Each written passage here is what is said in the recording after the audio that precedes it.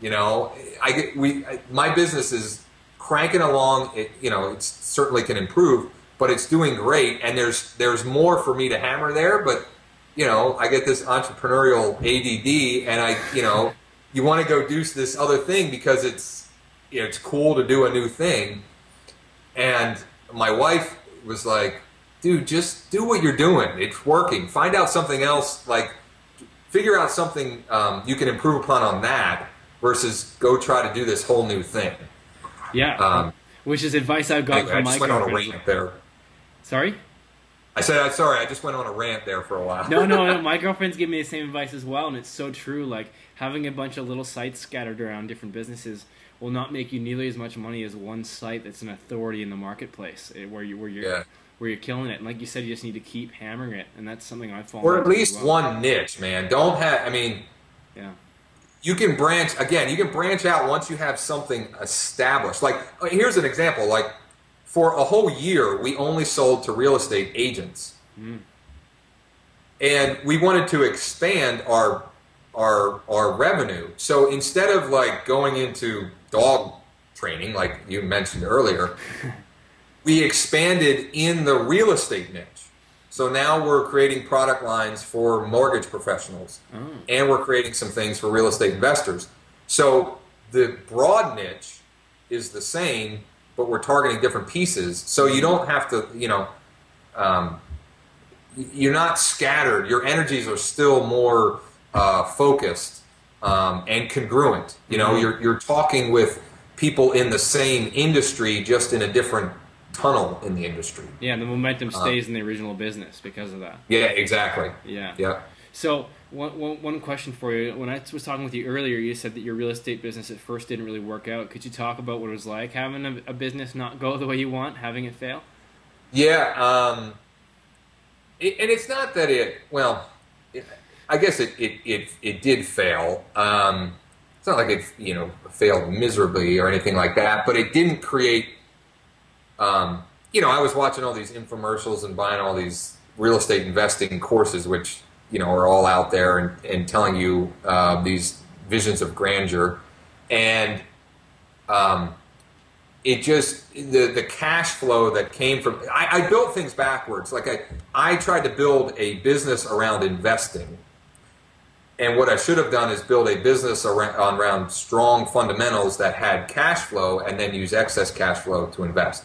So I kind of did things backwards. And the part that did work was when I kind of, when I was still in the real estate business, but created cash flow through sales transactions, and didn't just rely on inconsistent cash flow from tenants who sometimes pay their rent and sometimes don't, that kind of thing. So, and the big lesson there for me was I think I hung on too long, or I didn't move on fast enough. I just kept plowing away, which you don't want to give up too quickly either. So I don't want to like mix messages here, but there comes a point where there's writing on the wall, and I think I waited too long to see it for what it was worth. It's hard to find there's something to be said to keep into your. What's that? It's hard to find that line sometimes, though, isn't it? Yeah, you don't. It's very hard to know when it's time to give up on something and move to something, a new project or a new endeavor, because giving up too soon can also lead to a lot of repeated failure as well. So that is a fine line. It is a tricky line. In that case, I wish I would have seen the line sooner. But it's all a learning process. It is a learning process. And so how do you get yourself back on the horse and ready to try something new? Because it can be kind of depressing when it doesn't work out. I would say the biggest thing for me is reading books and getting messages from entrepreneurs like Robert Kiyosaki. I mentioned his book, Rich Dad, Poor Dad. He talks a lot about his failures in his books. And so for me, I knew that I was, fairly smart enough. And I was, I have a good work ethic. I'm not afraid to work. So I knew, look, I'm going to keep doing this something until I get something right. And then when I do, pedal to the metal and full bore. So I'm also like an optimist, probably to a fault. But I guess better that way than the other way. I don't know. My optimism just never left. I mean, I just felt like I'm going to figure this business building stuff one way or another, and so yeah. And I certainly haven't figured everything out, but I'll continue to grow and learn and make money. And, yeah, exactly. And I think that's the attitude you have to have, and all successful entrepreneurs have that attitude. And it's a little bit of a crazy thing. Like it's not normal to stay optimistic when you keep trying things and they're not working. Like most people would give up, but there's something in you that keeps you going, which is awesome. Yeah, but that is hard. It's a good point that you bring up. I mean, most of your people that you come in contact on a daily basis, your neighbors, your family, and friends, most of them are not going to be successful entrepreneurs or aren't. And so you're like, there's a lot of negativity there that you have to overcome. Now, if you have, if you're full of a family of great entrepreneurs, lucky you, that's awesome. Yeah. But I've just found that a lot of the normal day-to-day interactions you have with people are they're going to be with people that don't understand what you're trying to do, think every business is some kind of scam or, whatever. And so that is hard to have enough stick-to-itiveness or, whatever word you want to call it to kind of, let that, roll off your back and keep moving towards what you're moving at. And my wife would agree with this too. Even early on, she was, negative and not supportive, but she wasn't per se helping the cause per se. But part of that was I had to prove to her that what I was doing would work also, because she is from a family of employees. I mean, they all think you just go to work for 35 years and you'll be taken care of at the end of that. And it's what's awesome is she doesn't think like that anymore, and she is a business owner and probably runs a tighter ship than I do. And so the other point of that is finding people some way or another that can be supportive of you, whether it's relationships like Sean and I getting on Skype here and supporting one another, or local business building masterminds, whatever. You got to find some people who will be supportive and bring you the right kind of attitude that will get you past all the the naysayers or whatever. That's great advice, because I came from a family of non-entrepreneurs that were very non-supportive about me starting a business. My friends are very non-supportive, so I can totally relate to that. And I can also relate to bumping into people and them not understanding what you're doing. And one of the best tips I got from another entrepreneur was when you run into somebody and you can tell they're not the entrepreneurial type, just tell them you're an accountant, because if the conversation's going to die, it might as well die quickly, I love that, and I'm going to start doing that, because I love, like when people ask, you can tell the people that, I'm sorry, you can almost tell in the way people ask you. Yeah. That they're, for sure. Yeah, so that's awesome though, because I'm always like, I want to start like goofing with people, like, I steal people's credit cards online and charge, I don't know, but I like the accountant one. That's good, because that'll end a conversation pretty quickly. The reactions you get are awesome. Oh, you're an accountant. Oh.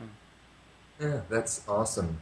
Congratulations. So I got one final question for you. How does your business bring you freedom? Because us internet entrepreneurs, we work pretty hard. We work long hours. How does running these internet businesses and making money online bring you freedom?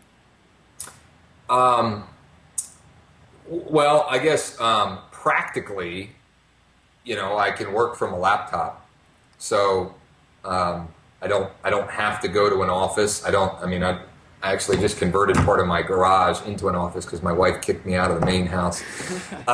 Sweet. No, but I can go on vacation. Like this summer, we went on vacation twice, completely unplanned. I mean, most people plan vacations for 8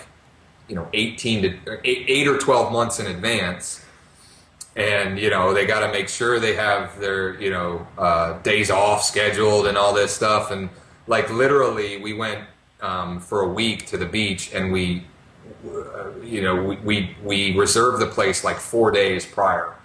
And I knew that I was going to have some stuff to do, but I'd just take my laptop along. In fact, I think I only took the iPad at that point, my iPad. So practically, the freedom to be able to work from anywhere that you have an internet connection, depending on how your business operates and what kind of business exactly.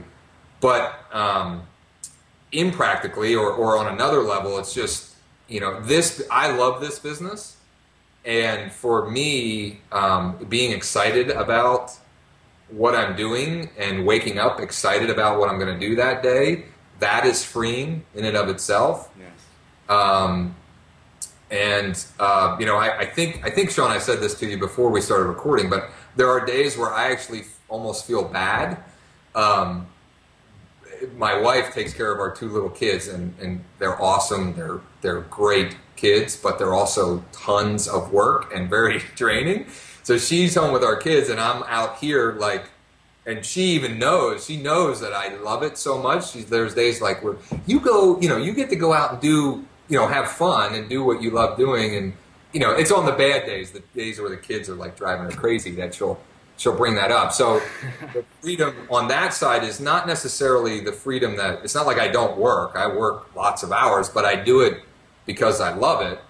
And I also have built a business to the point where if I don't want to work lots of hours for a couple of days, I don't have to do that either. But usually when I'm working lots of hours, it's because I want to be.